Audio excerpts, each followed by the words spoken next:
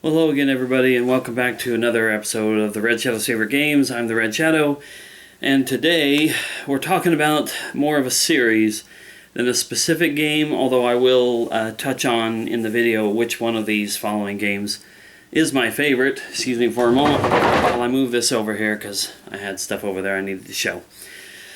But the series that we're talking about has to do with my love of professional wrestling. I've done at least one video talking about WWE and professional wrestling in general. I'm a big fan and have been a fan since I was a kid when, we had Hulk Hogan and Macho Man, Andre the Giant, and then all the way up to today with guys like, guys have been around for a long time, like Undertaker. But of course, some of the newer wrestlers like CM Punk and Daniel Bryan. It's a different world today than what it used to be in wrestling, but I'd say my favorite days are kind of long since past.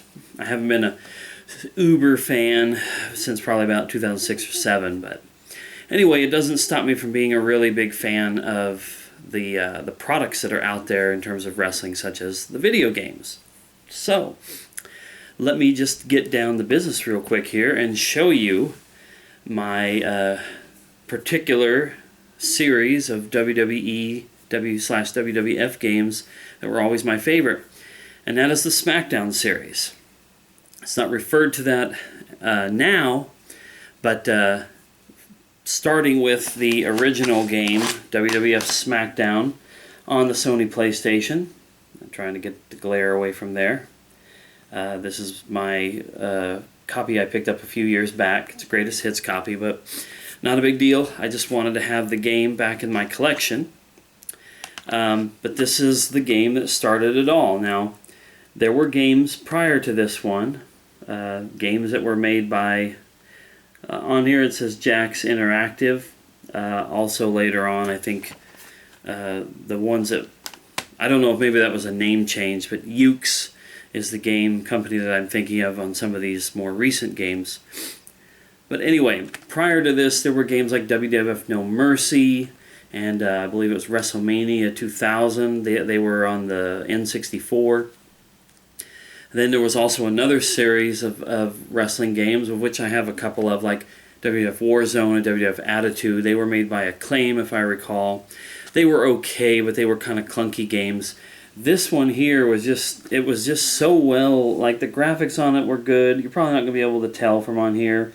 Animations were great. And this stuff right here, the Creator Wrestler, unbelievable. Like started a revolution in wrestling game entertainment options, because you could make your own wrestlers. Eventually with some of the later games you could practically make your own pay-per-views, make your own entrances, make your own championship belts, make your own federations, make your own pay-per-views. I mean, you could do it all. You could be the ultimate booker in a game. Started with SmackDown. Great game. Haven't played it in ages. Probably would love to go back and check it out at some point in the future. But that led into SmackDown 2, Know Your Role, of which, for reasons that I couldn't really explain to you, I have two. Probably one of those times where I thought I had the game already, or I didn't think I had the game, and I found a cheap deal on eBay and snapped it up, only to find out that I already had a copy. I guess if anything, I could say this is probably a more original one, because it's got that holographic sticker that this one doesn't have. But, I mean, they're all complete, and there's a very glared out look at the back of it. SmackDown 2 was a nice upgrade from the previous one. If I remember right, SmackDown 2 had a ranking system, sort of like a leaderboard for certain titles, and your wrestler would enter into the running for the WWE Championship or the Intercontinental Championship, and you'd have to beat wrestlers to move yourself up and down and get a chance at a title shot. It was fun. It was different. It was somewhat restrictive, though, I feel like. I'm sorting through these games here because I didn't necessarily put them here in the order I wanted to show. So give me a moment here to do this. Alright, so those were the first and only games in the SmackDown series that were on the PlayStation 1. SmackDown 2, according to the case, came out in 2000. And then according to this case, in 2001, the SmackDown series made its first foray onto the PlayStation 2 with dropping the number 3 from it and just releasing SmackDown Just Bring It with The Rock on there saying, just bring it. This was a good first effort for the PlayStation 2, but it was still somewhat limited. I had a good time with it though. Obviously, whenever you come from, this, and then you go to this, that's a weird visual there. Maybe I shouldn't imply length there. But when you have something that's just, relatively basic and meager, and you expand on it to a certain extent, it's going to be great. But then when the next game comes out and it's even better, you were like, oh, okay, no, this is pretty awesome. And so they made their next step in 2002, because this has basically been an annual series ever since the first ones came out. But they released SmackDown Shut Your Mouth. I have a greatest hits title here. You got your Triple H, your Chris Jericho, your Booker T, your Brock Lesnar, and your Kurt Angle on the cover there. Here's a little look-see at the back of it. It even includes some Hulk Hogan action from when he was with them back in the earlier part of the 2000s. Now, this brings us to the installment that I'm sure came out in 2003, but I've got a nice... Oh, there it is, yeah, 2003. This is my favorite game of this entire series. 2003, 11 years ago. The installment of this series that I still hold closest to my heart. I still have a memory card full of created wrestlers specifically for this game. Some of my favorite creations, from aliens to largely misshapen, muscle-bound freaks. And not the first installment of this series to have a created wrestler that I named the Red Shadow, but this is probably my favorite version of him. Anyway, this is SmackDown Here Comes the Pain, with Brock Lesnar on the front. You got a lot of Brock Lesnar on the back. You got some Brock there and there. You got some Rey Mysterio. But Here Comes the Pain, to me, was probably the perfect wrestling game up to that point, and I guess since that point, because I think some of the newer ones may be a little too complicated. Although I'd love to see some things, and especially like my created wrestlers from this game, implemented into later installments. I tried to recreate some of them, but not all of them. This is just, the roster that I created for this one is such a classic for me. I just wish I could share some of that with you. If I had the ability or knew what I was doing to create or capture some game footage, I would show you some of the silly things I made for this one. But let's move on to the next one, and this one was SmackDown vs. Raw, which is what the name of the series would remain until I think the last one was the 2011 installment. But this one was trying to capture the essence, I guess you would say, of the actual SmackDown vs. Raw roster split that they did in the WWE, and the multiple championships and whatnot. I don't remember a whole lot about playing this game, or a lot of the ones that come after this. I'm sad to say that, but Here Comes the Pain was just like the peak for me. That one was 2004. And this next one is the 2005 release, and this is where they first took up the numbering system that's basically employed by all the sports titles like Madden. And the next one that came out was SmackDown vs. Raw 2006 with John Cena and Batista on the cover. Here's the back. Basically, with these games now, what you were getting was, graphical overhauls and roster changes and maybe a few new options and modes. That's boiling it down to a nutshell. But in my opinion, that's always how I've kind of felt about it, is the changes were relatively minimal. But that's what happens when you have a series, that releases a new game every year. Now, for whatever reason or another, unless I overlooked it somewhere, I don't have the 2007 installment for any console. But I do have the 2008 installment, SmackDown vs. Raw 2008, featuring ECW. Sadly, this copy has no manual. I'll have to try to track one of those down at some point. But I also managed to pick up 2008 for the 360. And this one, of course, is a complete copy.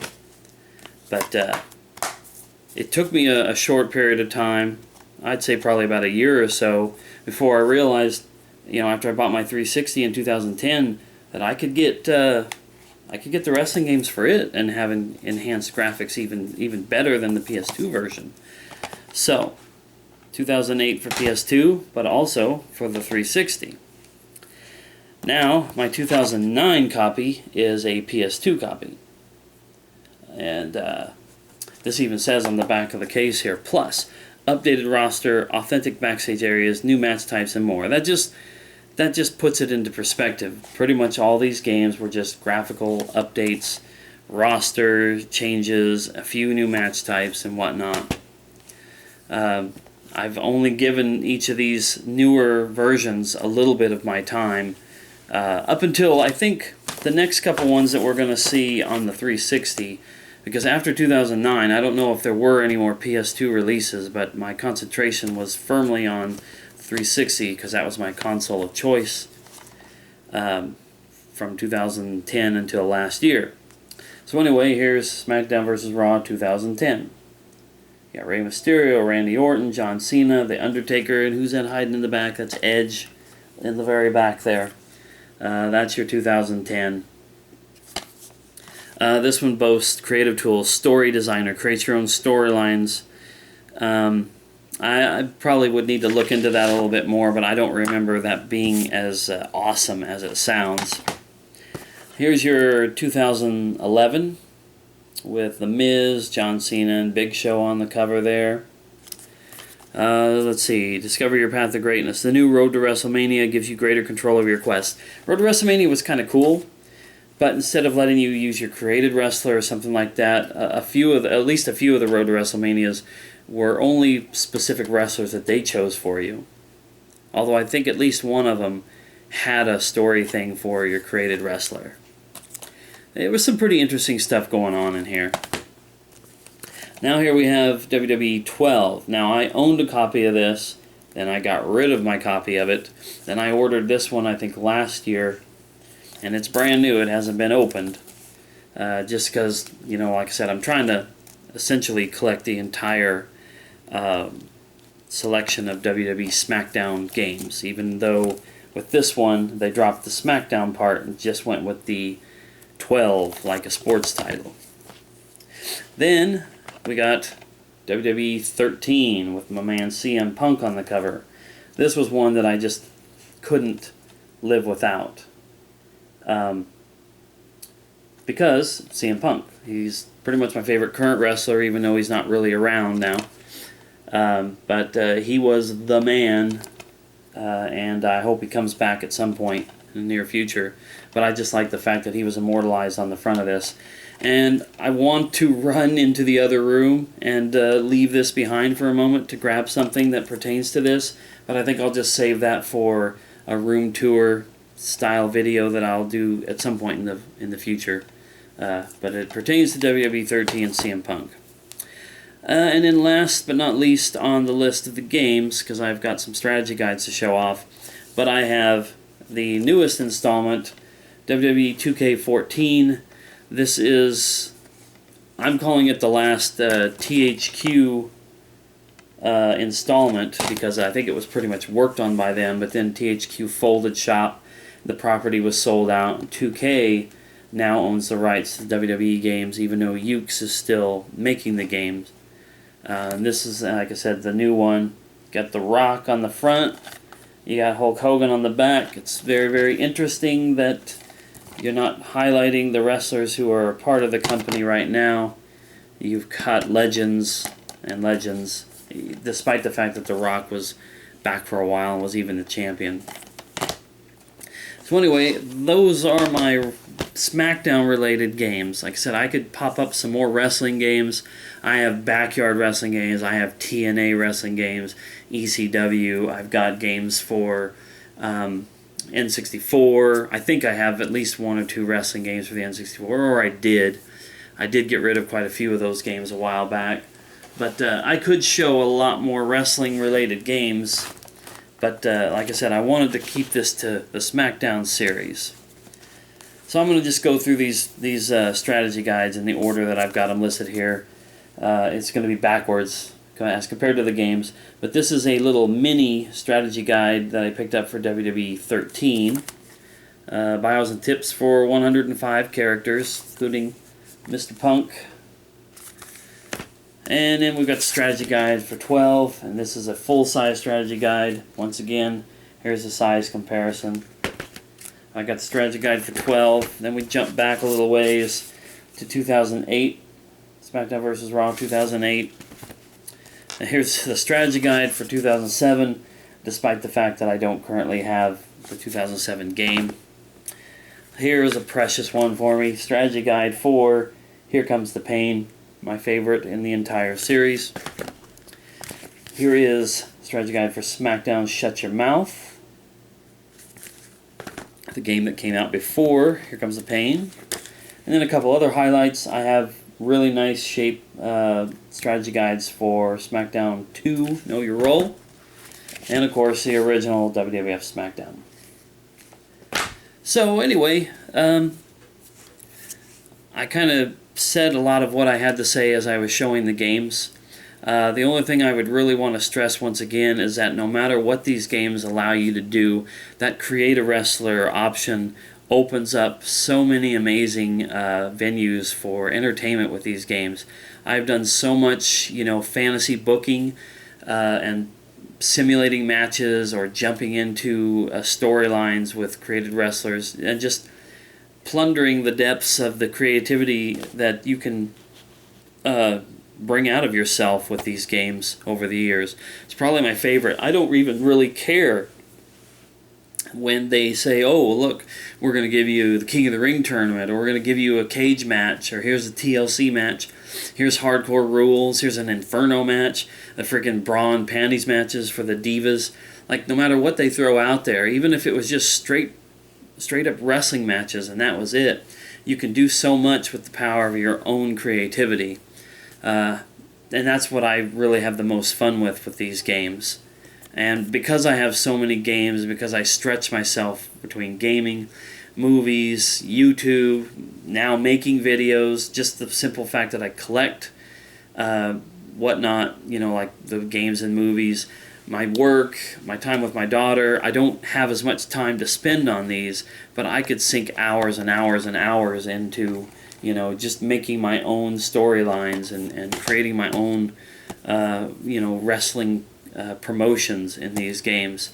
And that's what I like the most about them. And even if I don't watch the current product, which I haven't watched on a religious basis in like 6 years, I can still have fun with the new games, playing around with the new wrestlers that are in the promotion, and just have worlds of fun.